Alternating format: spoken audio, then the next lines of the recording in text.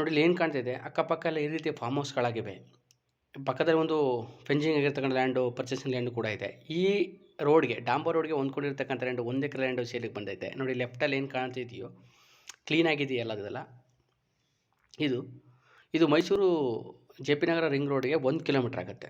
Village 1 kilometre ಆಗುತ್ತೆ. Direct ರಿಜಿಸ್ಟ್ರೇಷನ್ಗೆ ready ಇರ್ತಕ್ಕಂಥ land.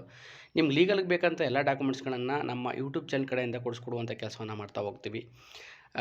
ರೋಡ್ನಿಂದ ಸ್ವಲ್ಪ ಹೈಟ್ ಇದೆ, ಸೊ ವ್ಯೂ ಚೆನ್ನಾಗಿದೆ. ಮತ್ತು ಈಸ್ಟ್ ಫೇಸಿಂಗ್ ಹೊಂದಿರತಕ್ಕಂಥ ಲ್ಯಾಂಡ್ ಇದು.